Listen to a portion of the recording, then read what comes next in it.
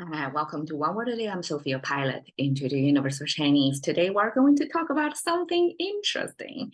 Um, it's almost like a joke or self-deprecation expression in Chinese. It's saying, I'm seeking, okay, 包养, 求包养, 求 is seeking, and 包养 means wrap support. Okay, wrap support, it doesn't really make sense to English speakers, but 包养 is a set phrase in Chinese. That means you become like almost like a full-time contracted somebody's pet, almost like become a pet of somebody. Of course, in the context of gold digging, this would be for a gold digger to be fully supported, provided by some people who can afford it. So some people may say this is kind of long-term prostitution, like exclusive. We don't know. I mean, there's no moral judgment. It's just a way of life. But Chinese put it out there like, I'm seeking to be such fully supported, like a rat, like fully owned me, fully owned, fully supported by somebody so that I can live like a pet. I don't have to worry about my own livelihood. Somebody raise me, please, like non-parent raising, right? And this dependency on another person. Okay, so 求包养 is such a self-deprecation expression that Chinese internet users would sometimes throw out there as if they give up on themselves. They just want to be, petted by somebody. Okay, 求 made of the clothing sign, which is, well, this is denotes the collar, the front collar, wrap collar in ancient Chinese clothing, because I guess before, okay, like my contemporary collar, this is knitwear, right? It can be knit by machine by this shape. But in Chinese, ancient times, the fabric is a flat piece of garment, right? So how are they going to close it? Most likely, they just have the whole piece of fabric wrap over you and then have the front collar look like that. That's the ancient technology of clothing. So that denotes that. And the back, somebody said it's kind of a dart to hold together the back of the garment so that it's tighter fitting. I don't exactly know. So this is the front neckline. This is the back neckline together. It denotes the most visually relevant portion of the clothing, which is right around your neckline, because you're talking to the person to their face, right? So this is the next thing you're seeing in your vision. So that's clothing. And then here, it means hair. Okay, how does it mean hair?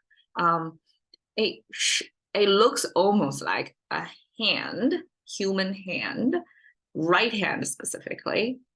I mean, we can all visualize that as right hand, right? Because left hand will look like this. This is right hand. And then this horizontal thing kind of puffing out from the wrist. So that means here. Okay, I'm not exactly sure why using here from somebody's wrist as this hair denotation. It seems like what's happening over here. So here, next to clothing, that actually means fur coat. And I guess it could mean, I don't know if like a 2,000 years or no, Chinese language probably 6,000, 7,000, 8,000. I don't exactly know how many thousands of years ago was created. And then this could mean either the people back then still have body hair on them, cover their wrist, their arm, to mean it's something related to hair, or it could mean fur coat with animal hair that's almost like hugging your body, your arm, as if you have the fur itself, even if it's animal fur. It's not your fur, but to give you warmth, as if you're wrapped inside the fur, the natural fur the animal used to enjoy. Now you're putting on your body. It could mean that. I don't know if thousands of years ago, Chinese still have hairs on there. I mean, I don't. I know most Chinese that I know have low body hair. So this hair next to your wrist, visually, as a piece of clothing, that's fur coat.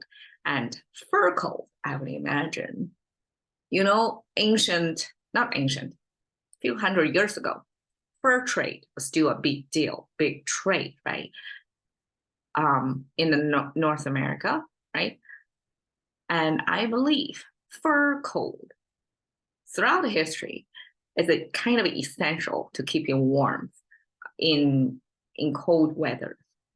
But fur coat came at a cost because you have to kill some animal to get their fur. And sometimes because humans are relatively bigger size than animals, on average, I guess it depends on what animals with the furs, but sometimes it's many, many animals and they have to piece together to form a fur coat for one. So fur coat back then was well sought after commodity, probably not even commodity, some trade item. So this fur coat then eventually symbolized seeking.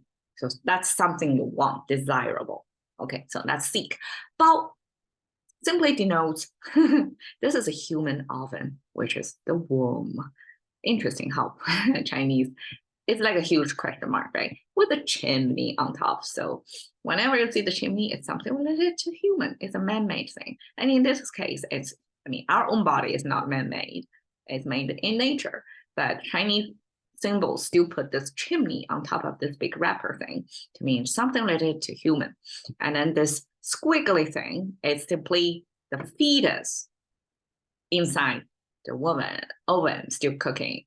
So that's wrapping. It depicts this pregnancy as if the fetus was fully wrapped inside the womb.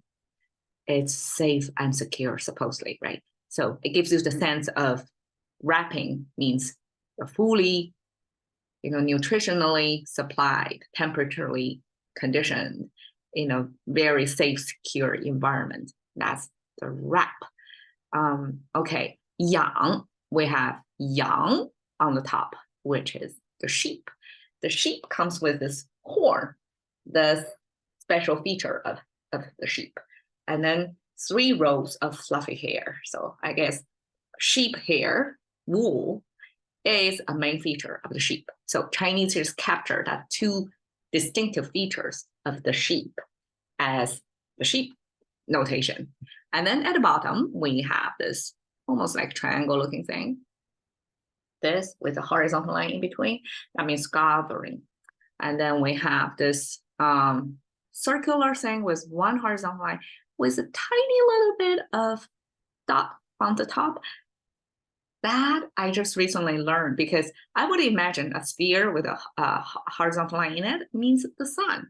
That's regularly that, right? But then with a tiny little spoke on the top of it, according to some scholars, that means the aroma from kind of a grain. So that's the smell of food.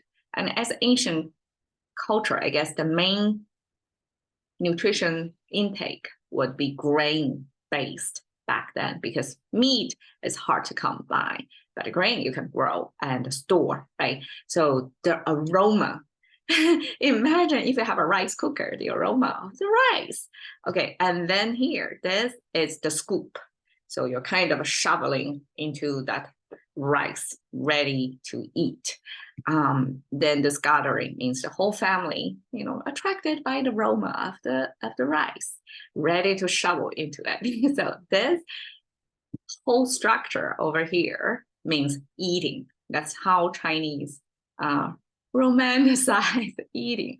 It has this aroma in it, and it has the family gathering, this structure in it, and it has the shoveling.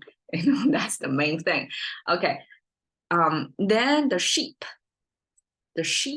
for food means support. How does that work? Okay. It's farm the sheep. So for you to enjoy lamb, you have to raise it on your farm. So you have to farm the lamb, support their livelihood long enough for one day they support your livelihood, right? That sounds like a fair trade, but probably not so fair to the lamb. But that's Chinese definition of support. So as if you are farming this livestock eventually for your eating purpose, then that's how you support it. Okay, I guess it's kind of like a business as well. For you to profit from something, you have to first pay. You have to first produce. You have to make your investment first, right? You have to support that for eventually a return. So this is a similar situation, except it's on the poor lamb.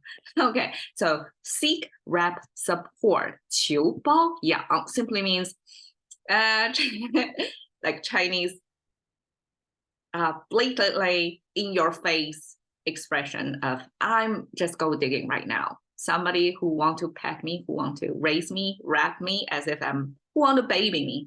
Basically like seeking a sugar dad or sugar mom position. Okay, so that's gold digging. I'm pulling out this famous quote in Chinese social media. Probably at that time, this is linear TV.